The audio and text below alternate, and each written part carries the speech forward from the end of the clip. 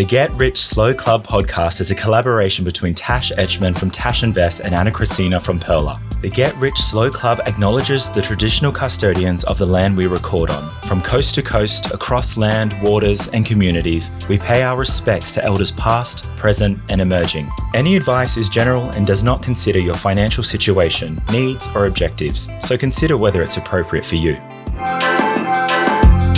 Welcome to the Get Rich Slow Club podcast, where we take you from beginner to confident investor, where we can teach you everything you need to know about investing. So come get rich slow with us. In today's episode, we are chatting to Joel from The History of Money about his journey with coin collecting and the link between mental health and money. Joel is a high school teacher, TikToker, and cricketer. So Joel, can you start us off with your money win or loss? My money win at the moment would probably have to be my investment property. I was lucky enough to buy a house about 9 years ago, and I subdivided back and got one house, and we worked with family and got it. And the market at the moment is insane. That when I got my house revalued recently, its value increased by about 30%. And I was like, I couldn't believe it. And so I was like, all the hard work I put into the house and doing it up and the sacrifices I made to find out how much equity is in my house at the moment, it was just, it just makes it all worth it, which is great to have. Yeah, that's so exciting. I got mine. My friend did my evaluation recently on it, so I don't know how proper it is because no one's actually been there. But yeah, it was like increased by about 100,000, which is very exciting as well from the last few years. So how fun. Yay, Perth property. Yeah. Any increase is good, right? Yes. When you're owning property, not when you're not owning property, seeing those increases have been hard, as I was buying a few years ago during COVID and feeling priced out of the market is absolutely discouraging. Do you have a money win or loss, Anna? I do. So as you know, I have a book out, and I also had an affiliate link that people could use to purchase my book. So through either Amazon or Booktopia. And I just got my first little affiliate money into my bank account. So it's a very small amount, but it's great when you have other passive ways of making money. So it's very exciting. So thank you to everyone who used those affiliate links. It just puts a few more dollars in my pocket. So thanks. How exciting. Congrats. What about you, Tash? Yeah. I went to Sydney for work on Friday, and I was looking to try and get a point flight home because I didn't want to spend lots of money on a flight. And there were no rewards flights from Sydney to Canberra, but there was a rewards flight from Sydney to Perth in business class for only $50. So I went to Perth for the weekend for $50, which is pretty cool, and flew business class. That's crazy. Yeah. And then I saved the $300 I would have spent on the 40-minute flight from Sydney to Canberra. Huge win. So good. Nice. So Joel, you're better known online as The History of Money. What do you actually do on TikTok and Instagram? What do you talk about? What can people find out about you? Yeah, so essentially, apart from being a teacher, my other thing is being a coin and banknote collector, or the technical term is a numismatist. So, oh my God, say that word again. Numismatist. Numismatist. Oh, wow. Wow. So, you know what it's fancy Latin words and all that kind of thing. Let's just make it one word in all that.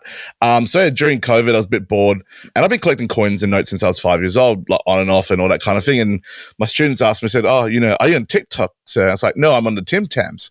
But I'm just like, let's get this a shot. Let's get this a shot, see how it goes. So I put a video about history of the $5 note, and it went viral. I was like, people are into this.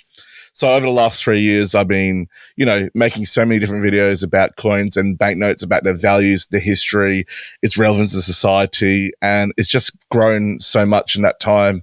And to hear stories of people telling me, I've reconnected with my parents and my grandparents because they all used to collect coins and things are coming out. It used to be a big hobby in the 80s and the 90s, and then it just died down, and now it's coming back up. It's really great to be a part of, and also be a great part in driving that resurgence in the hobby back in Australia. It must be crazy to think, hey, I'm just going to put this little short story about a $5 note online, something I'm passionate about, and have other people really, really connect to that. I know that you have a very unique story to how you got into coins and why you've got interested in money. Can you share that as well? Yeah, it's very weird. And it sounds pretty funny compared to what I'm doing now. So when I was a kid, I struggled to talk. My parents were really concerned. They took me to a speech pathologist in West Perth, and she laid a whole range of stimuli in front of me, some building blocks, some cars or whatever. But there was this cash register and some play money, and I've gone straight to that and started playing with it. And then I started communicating and talking, and they were like, wow, and this is me reading a report years later and finding out that story. but they were shocked at how well I responded to it. So they gave me that stimuli to take away with. And then my parents like, oh, why don't you just actually give him real money to play with? And then maybe we can start talking a bit more. So how old were you at the time, Joel? I would have been 4 or 5. Yeah. Okay. Yeah. So my developmental was quite late, I guess, in that respect. But yeah, they started giving me money to play with, and like Australian money, Malaysian money, because that's where my parents are from. And then I just started growing my collection. So other people, my family, friends would get involved in like giving me other stuff to collect. And yeah, I just kept collecting throughout there. So it's quite a significant part of me in terms of my story, my growth, my development. And yeah, it's just so surreal for that to be the starting point to where I am now. Started there and then ended up on TikTok. Like what a cool story. Who would have guessed that little 5-year-old Joel would have been creating reels and videos on cash, right? It's just weird. Like, for example, for someone who couldn't talk before, then became a teacher and then started putting his entire face on social media is just a surreal way about it. So I'm going to shift gears a little bit. I know, Joel, we've talked a little bit about how mental health and finances go hand in hand. And I'd love to hear a little bit about your journey navigating that space as well. Yeah, I guess it's both ways in that there's been a lot of research done lately about how, financial wellness leads to poor mental health. But I guess my experience comes from poor mental health leading to bad financial experiences or bad financial decisions. So I guess throughout my life, I've had different stages where I've experienced depression. And the biggest part me in terms of experiencing that was probably around between 2018 and 2020, which was really, really bad for me. I was in a work situation where I had a boss, a direct manager who was emotionally abusive. And so with that, I was reluctant to see a psychologist at that point in time. And I guess when you don't have the right tools in place, or you're reluctant or refuse to or you don't have that right advice around you, and you're sort of around people that are enabling your behaviors as well, you end up doing things that, that don't end up being good for you physically, mentally, or financially. And so if I ever had a bad week at work or whatever, I'd just book a flight and go somewhere. And that's it. I didn't care how much money was in my bank account. I'd had a credit card with $15,000 credit limit, had another one that had another amount on it. And I just go and book flights, refinance my credit card, book another flight. And it was a form of escapism, and that's it. And on top of that, and you sort of go out a bit more as well with your friends as well, just to sort of do that. So if you didn't have the right coping mechanisms based on that, you'd engage in toxic behaviors, and those toxic behaviors were very, very, very expensive, to the point that my credit card debt at one point was $30,000. It was a lot of money that I was owing, and I was more so finding myself that I was I wouldn't maybe paycheck to paycheck or whatever. It was just like, cool, I was still budgeting. I said I had my expenses there that I'd pay out every fortnight, but also a big chunk of my income was to pay my mortgage, pay my car loan, and then paying off my credit card debt. But to pay my credit card debt, I wasn't paying it off. It was just like, oh, cool, I'd pay off maybe $600 every fortnight. But then again, I was spending $700 every fortnight on the credit card. And therefore, I wasn't putting barely anything into my savings at all. And it wasn't until I had a colleague of mine who sort of knew me quite well. And she's like, you actually need to start seeing a psychologist. Like, you cannot be using your escapism and you're going out and traveling to deal with the problems that you have. Like, you can't just say, oh, I've had a bad week because this person done this to you. I'm going to go and take a flight to Brisbane for the weekend. You can't. You're not going to solve problems. It's going to be bad for you, both for your health, your mental health, and your financially. You're getting worse off. So I bit the bullet. I went and saw my GP, wrote me a mental health plan, and I started seeing my psych. And I've been seeing my psych now for 4 years now, which has been a real turning point. And really going there and talking about my situation and giving the coping mechanisms. And 2020 was a big turnaround in that, where I developed the mechanisms to deal with my emotionally abusive boss. And, it ended up I ended up driving him out, I guess, of where he's working due to me finally taking a stand and really going through. I felt when you're working with someone who's like that, who makes you feel you're really alone, belittles you, feels like you've got no opportunity or options to help yourself, you feel like, oh, wait, this is all I'm worthless. I'm nothing. I'm this. I'm going to do whatever I can to try and fix that. And that's what I was doing before. But now, saw my site, got the coping mechanisms. And at that point, money was an issue in my head. It's like, I'm trying to fix myself. I'm going to do these things. And then, I found myself, I was traveling way less often. I was still traveling, but within my own budget and my own means. And in that time from 2020 to 2022, I sorted myself out. I figured out what my greater purpose in life was. But most importantly, financially, I actually ended up getting myself out of debt. So by June 2022, I'd started a new job. At that same time, I paid off my car loan. I paid off my credit card loan. So I got no credit card debt anymore. And I've actually got a lot of savings. And I've also got, I'm net asset positive thanks to my house as well. And so it comes down to recognizing your habits, recognizing your coping mechanisms, and then also taking a stand and being able to seek help when you need it in that respect. Because we think about the emotional and physical impacts of poor mental health, but we don't think about the financial impacts of poor mental health. Because if you're undertaking these types of coping strategies, it might be going out drinking every weekend and binge drinking, whatever. It might be eating copious amounts of food, or it might be traveling, or it might be spending money on a whole range of things just to impulse buy, because your headspace isn't that great to make you feel, and you do those things to make you feel better. The financial costs are far reaching on that. And that's going to have more potential implications on terms of on your credit rating, your ability to buy property, your ability to build savings, and all that kind of thing. And so I'm grateful I had that friend who stepped in and intervened. But it also comes down to the people that are around you who are able to willing to say that truthfully to you. On top of that, the barrier at the moment is it is quite expensive to go and see a psychologist. It is when you go, you're looking at $290, $300 a 50-minute session, and Medicare is only covering $150 each session for up to 6 sessions for the year. Unless they extend a mental health plan, then that might be another 6 sessions on top if your GP seems it's worthy. And so it becomes a further short-term cost on that, where people will be like, oh, why am I spending $300 a session on this when I can spend $300 on going out and make myself feel better? But I think people don't understand, people who are in that situation and sort of perpetuate themselves in that, they don't understand the short-term gains versus the long-term mental health costs based on that. There's definitely some, thank you for sharing. That's an incredible story. Just some cheaper mental health options that are on the top of my head. My Mirror is, I think it's $197, and then you get the $90 Medicare rebate. But the first 3 sessions, you can also get $20 off. So it ends up being under $100. And there's also the new Access program by Beyond Blue, where you can get 6 free sessions with a mental health coach as well.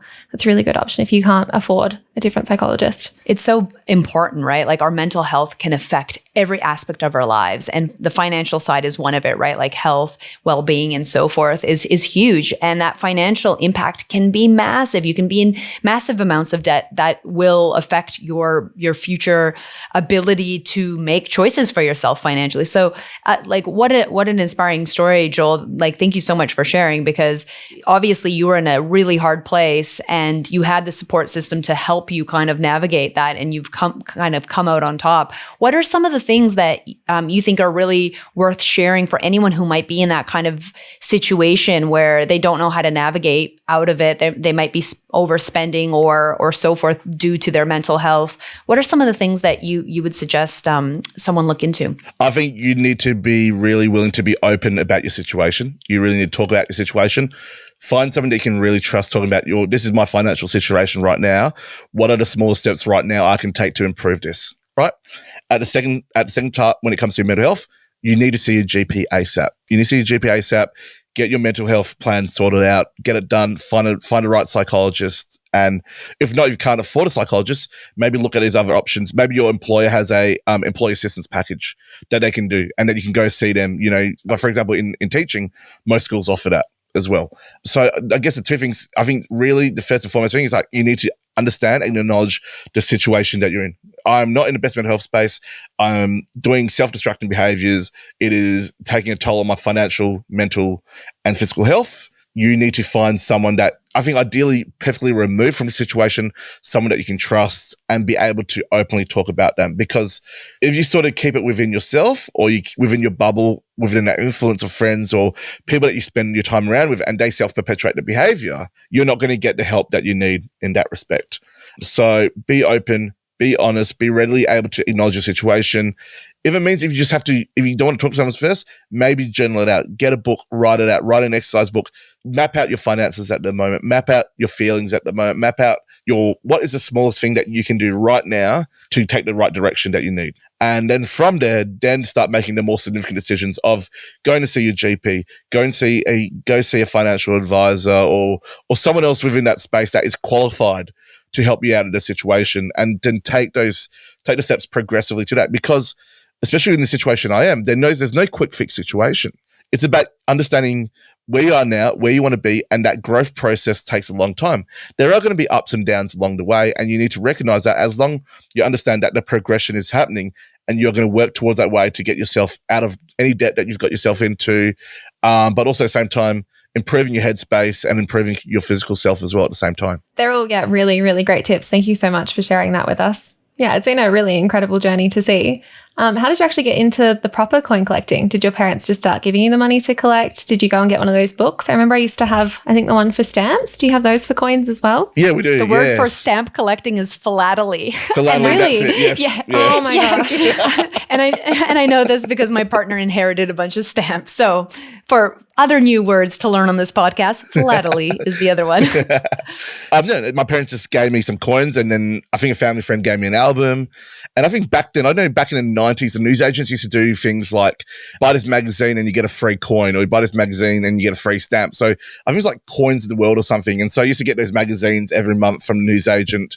You paid like $10 for them. And then, so I just started building here and there and whenever. And I guess as you grow through being a kid and then being a teenager, you go through your phases, whether you're so obsessed with it, then you're not obsessed about it, then you get back into it and you're obsessed about it. So I guess the later stage of obsession came about when COVID happened, when my collection was there and it's sitting there and it was quite a significant collection, but I just didn't even really think about it until my students asked me. And I was like, okay, let's talk about it. And that's where we're at now. How did your students get interested? Like, obviously you've talked about coin collecting to your students. And I guess, does it come up through financial literacy? Is it just interest? Like, how did that even come up? Yeah, it's a bit of both. I mean, like the previous school I was teaching business management and economics ATAR, and in my classroom, and I had my own classroom. So I actually had a money wall.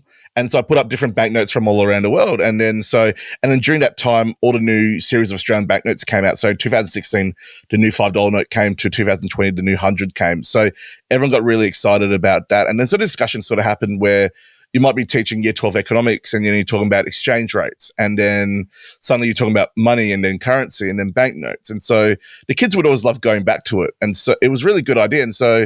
And even in school, like when a new $5 note came out, I actually organized a banknote swap at the school. Oh, cool. So the bank I used to bank with, they were very obliging to provide a whole bunch of notes, and then the kids swapped, and it was a really great fun. So within the rapport that I had with my students, they knew that about me. And then it wasn't until when COVID happened when they said, oh, you should put that stuff out there because people might be interested to know. So yeah, it's really awesome to have that.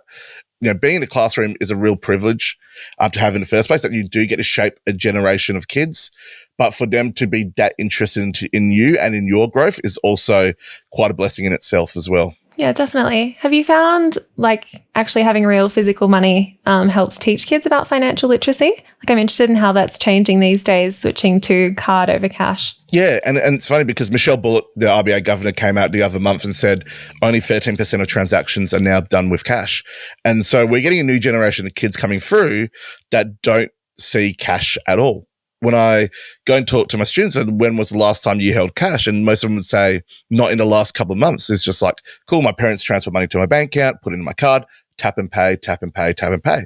So when they see the physical sense of currency in front of them, it brings us different psychological meaning in that. So one is that there's two trains of thought here. The one train of thought is that, and there's research to back this, people that generally save and spend money with cash have a emotional connection to the money that's in their wallet. So there's that psychological aspect of it. So they tend to budget a bit more tighter. They use cash as a tool in that respect. On the other side, I guess there's a social media trend, and I think you've probably heard it, is about like, girl math, guy math, whatever math that is. And it's a bit frustrating, but people say, oh, there's cash in my wallet. Technically that money is not in my bank account. I'm free to go and spend it now, which is not the ideal way of going about it. So when people hold cash, especially when my students hold cash, that's usually the train of thought that I get. They're like, oh, this is a physical thing. This money doesn't come out of nowhere. I got to be really careful with it. Or, oh, this money's just there. I'm just going to spend it as long as I don't spend whatsoever in my bank account in itself. So it's very interesting to see where that discourse is coming from, but you're still getting that same outcome from that. I find that so fascinating. So I used to be a server back in Canada, where tipping is a huge thing. And so many people that I knew would use their tips because it's actual cash and they would spend that money. Whereas what they had in their bank account, they held on to. But because of tipping culture, you make way more money in tips than you do in your hourly wage. And I remember just being like, I don't want to spend all my tips. And so I tried to do the opposite where I took all that money and tried to save it, because the tactile thing of like physically giving something away is emotionally much more charged than if you're just using a debit card. And that's something I'm trying to teach my kids. So it's interesting, Joel, that you actually see the same thing when you're teaching your students. What do you find is the best way to get kids involved in learning about financial literacy and being interested in the subject? I guess when it comes to teaching any other subject is trying to make it relatable to them. I think money is instantaneously relatable to them. It's just showing them what the outcomes are from the different scenarios presented for them. So there's a trend of teaching at the moment called problem-based learning and design thinking, and showing kids, rather than tell them, oh, here's a theory behind, I don't know, term deposits or savings accounts, whatever. It's like, give them a problem in front of them to solve, give them the tools and resources to work out the solution for the problem. So what I generally do when it comes to my teaching, especially when we do some financial literacy stuff, we don't do it often because the curriculum doesn't allow for it at least in Western Australia, there's no provision for financial literacy in our curriculum, nor that we have the time. And that's something I'm really working on with my current school at the moment. But giving them real life problems, like, hey, here's a problem where this person needs to save this much. What tools can you use to try and fix this? So give them resources they need and all that kind of thing. Because what a lot of people don't understand is that especially teenagers, they have more access to information than we ever had, right? So they're understanding about investing earlier. They're understanding about financial issues at the moment. But the problem is they do not have the skills yet to become critical thinkers. And so we need to develop their critical thinking skills and then give them the resources to solve them the problem. And then as educators, especially in the financial literacy space, is to walk them through the problem and help them partly on their own, but partly for our guidance to help them solve it. And I think that's really the best way of going about it, rather than having giant websites full of information and then people just getting overwhelmed with information and then they sort of give up and then try and use their experiences around them to try and navigate the financial world from there. Why do you think financial literacy isn't really included in the curriculum? Like, this might be a loaded question that you have no answer to, but it's something that it comes up time and time again when I talk to people. So that question's been brought up to several state governments, federal governments in that time. And, it's usually the state governments that develop the curriculums through their curriculum authority. So in Australia, in WA, we've got the schools, SCASA, SCSA, Schools Curriculum and Standards Authority. And they've said, oh no, we've got some financial literacy stuff in the maths program.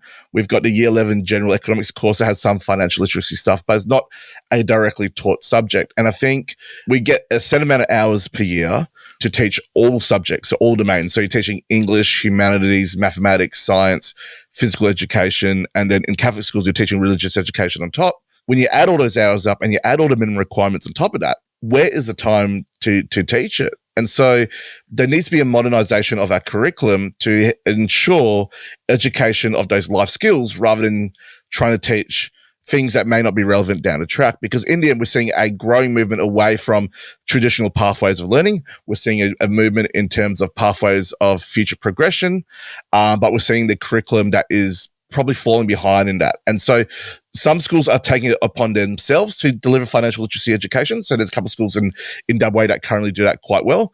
But other schools, and it comes down to resourcing, funding. There's been a lot of changes with the negotiation of teachers' EBAs across the country recently. So there's going to be financial constraints and time constraints on top of that. So it's a very delicate balance, but that drive to teach financial literacy education must come from the top, from government, and then being mandated down to the schools from there. And you might possibly have a teacher who's a TikTok star. If yes, that would be fun. But I'm always interested about that because I didn't go to school here, right? So I'm always very curious about Australia and that. I want to go back to coin collecting a little bit, maybe controversial, but can collecting and reselling coins be a side hustle? Or is that a big no-no in the coin collecting community? I think This part is where I think it's a no-no, but there's different trains of thought when it comes down to coin collecting. And I see the new generation of collectors, and this is probably partly myself to blame, that when I go make videos out there telling that a coin's worth a certain amount of value, people get excited because people will then go to banks, clean out change machines, try and find rare coins, flip them and sell them and try and make a profit. And then what's happened now is that when the new releases have come through, there's now more people trying to buy those new releases and then sell them at a massive profit after that on top of that. They're generally amongst the traditional and new collectors who want to learn about collecting and build collections based on their own niches, their own understanding, their own passions about it. That's where the chasm is with coin collecting at the moment. But what we're seeing now is that because there's less disposable income at the moment, interest rates have risen, savings have diminished over the last 18 months. We're seeing that flipping and selling market diminish quite significantly. And because of that, we're seeing the prices and values of coins gone down by about 30% in the last 12 months. Oh, On the other hand, people, and this is what I tell people, is like, if you want to get involved in coin collecting, if you're looking for a way to flip and sell quickly, this is not the hobby for you. This is not the place for you. But there are investments in coin and note collecting from very, very old banknotes and coins that, there's rare Australian coins and notes and world coins and notes from, early 1900s and even into the 1800s that do have significant levels of value, which people use as investment, as part of the investment portfolio, amongst a balanced investment portfolio, and may probably make a small proportion of their portfolio. But when it comes to collecting, I tell them, why are you collecting? What is it that you want to collect? What is your niche or what is your passion? Are you collecting cricket coins, for example? Are you trying to collect one of every single coin? Are you trying to collect one of every signature combination of every single banknote? And so when people ask me, what should I collect? I said, what are you interested in? And then we can work from there, rather than saying, I just want to make money. Then if you want to make money and that's your only passion, you are going to be in a lot of hurt and pain very quickly. Yeah, it's a really good point about always coming back to your why and why you're doing something. Yep. But it does look very fancy on TikTok when someone's like, this coin is worth $400, but it's only $2 coin or something like that. How does someone actually find out what a coin is worth? Is it just set by the price on eBay? Is there kind of a standardized thing for it? It's a balance of things. And because with coin collecting in Australia at the moment, the sale of coins is now being, I guess, decentralized is the best term. So pre-eBay, it used to go to a coin dealer. They'll be the ones determining the market. eBay came in, but now seeing a lot of Facebook buy and sell Facebook groups also appearing as well. So you're looking at the combination of the prices being offered over those methods, and then that will determine what the price or value of the coin in the market's worth. So you look at sold prices on eBay. You look at the auction prices or sold prices in a Facebook group. You look at auction centers and seeing what their values are. And then you have a look at what the dealers are trying to sell from there. But at the moment, the dealers are no longer controlling the prices. It's actually a decentralization of the buying, selling place that's now back to the collectors, who are no longer going through the middleman of a dealer or through eBay and determine the market themselves. So we're seeing a more liberated market, and therefore we're seeing a greater fluctuation in prices, whereas previously prices wouldn't really fluctuate year on year. They'll just sort of hover and change every 6 or 12 months. Now seeing prices fluctuating weekly, like you're represented in a more liquid market, I guess. Mm-hmm. Do you find there's many, like this morning I did an interview with someone about financial scams and fraud. Do you find that there's an issue with that in the coin collecting community? Yeah, definitely. There's been people trying to create counterfeit products. They've been using names of reputable dealers or reputable providers. There've been people who've been trying to sell on eBay and groups saying they claim to have the product and they never had the product. But we're seeing that being countered now. So a lot of the Facebook groups are now getting ID verified by the administrators. So what they're doing now is you want to sell in a group, you got to provide your ID, a photo of yourself. Provided that they keep that in a separate hard drive in a safe, because obviously identity protection and fraud is of paramount importance. So they've got to keep that. And so they know now, if you're going to try and con someone in those groups, we can back you to your ID, report you to the police, and then take care of that. And then people have been caught from that. On the other hand, however, due to, I guess, the popularity of coin collecting, a lot of people have been trying to get onto the social media bandwagon as well. And so they've been trying to do live streams and all that kind of thing, to the point where these people are inadvertently revealing their locations of their places, and then getting their coin collections being stolen from their own houses. And we've seen that happen quite a bit in the last 3 or 4 months. So I guess for me, I'm very careful in how I manage my collection. Mine's very, very small. I generally, when I buy, I sell straight away, because I'm only creating videos now. and I'm more about the history of it and all. And so my collection is maybe a very small percentage of what it used to be, on the basis of security for myself and I guess my house and all that kind of thing. So we're moving away from scams into pretty much, I'm saying it's not prevalent completely, but that's becoming probably a more common thing now, where people are moving away from trying to scam people from selling fake or non-existent items to people actually being robbed. Wow. So with so many of us switching over to digital currency and a lot of us not even holding cash or coins in our hands, what do you think the future holds for coin collecting, or just using money in general, I guess? Well, yeah, I think you got to look at 2 points. In terms of the coin collecting point of view, you got to look at the viabilities of, Royal Australian Mint and the Perth Mint, for example. Perth Mint is probably going to be viable for a very long time because they specialize in selling bullion. So selling gold, silver, platinum, they'll be fine because that's just a form of investment. People like that. The Royal Australian Mint has an existential crisis at the moment. They've come across a large resurgence of the collection. However, their revenue is also based on the production of circulating coinage for Australia and for many other Pacific Island nations as well. So a part of the money they make has to come from circulating coinage. And if that's the demand for that is falling, they've got to make the shortfall somewhere else. So they're really struggling at the moment to meet the demand of collecting coinage. They do not have the productive capacities to increase at the moment. They do not have the research and development to be more innovative in that. So it's going to come down to how they are able to manage the collector market moving forward. They are the only government department or agency in the federal government that's self-funded. So essentially their existence has to come down to how, coin collecting exists in the future from that. So that's one part. When it comes to using currency, physical currency, I don't think we'll be completely digital. We'll need to see some sort of backup system, a physical backup system. I mean, if we look at, the outage of Optus last year, the outage of Square for a couple of days as well, if people can't accept payments, you need to, as a business, have a contingency plan to be able to accept cash. And what shocked me completely is that businesses were closing because they couldn't accept cash because Optus was shut down, and it didn't have a contingency plan to accept cash because they didn't have a float that's there. And for me, and for someone who helped run a family business for 16 years, run a restaurant for 16 years, to not have cash as your backup plan when you're accepting 80% of your transactions or 90% of transactions as digital is insane. So there needs to be a physical cash system. And the RBA, the Mint, and the Treasury have said publicly will still provide cash for as long as people need it. And we've seen the acceleration of cashless usage in, Sweden and Scandinavian countries, but they're seeing a slight uptick in cash usage because they're realizing there are issues in going completely digital. So what I see in the future, I don't think we'll go completely cashless. I think we'll probably hit a saturation rate of about 90 to 95%, but there will still be cash around for those that require it. How often do you use cash versus card? Oh, see, the thing is, I love playing the freaking flyer points game. Yeah. As you guys know, I fly a lot.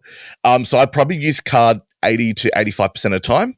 But I always use cash. I always have this amount of cash on me because I love going to the supermarket, using my notes, and then getting the coins and then seeing what coins I find in my change. Because I guess for being a coin collector and still maintain that interest, you still have to use cash to an element as well. So big purchases, all my bills are automated through my direct debits from my credit card and then paid off at the end of the month. But when it comes to day-to-day expenses, like going to the supermarket or buying lunch, whatever, I love to use cash as much as possible through that. That sounds so fun, like the surprise of what coins you get. I need to be more interested in it now. Like add a fun element to your shopping. Yeah, it's like a nice little surprise after you've been price gouged at the till, so it's fun. Yeah, nice. Thank you so much for joining us today, Joel. That was such an important chat and there's so many helpful things in there. Where can people find you? You can find me on TikTok and Instagram. So on TikTok, The History of Money, and on Instagram, The History of _money, because someone took my handle. So make sure you put underscore in that. Otherwise, you might see me around the news somewhere sometime soon. Or on a game show. Yes. Oh, yeah. So I'll be on a hard quiz in June. So watch out for that. Exciting. Thank you so much for joining us. Thanks, guys. Thanks for having me on. Thanks, Joel. Thanks so much for joining us. If you found this episode helpful, please rate us 5 stars, write a review, or share with a friend. If you're new to investing, make sure to listen to our first 10 episodes. Follow us at Get Rich Slow Club or Tash at Tash Invests or me at Ana Kresina. This show was brought to you by Natasha Etschmann, who is an authorised representative 1299881 of Guideway Financial Services, AFSL 420367, and Perla, who is an authorised representative 1281540 of Sanlam Private Wealth, AFSL 337927. Knowledge is power, especially when it comes to investing, so make sure you check out our financial services guides and read the product disclosure statement and target market determination for any investments you're considering. See our show notes for more info.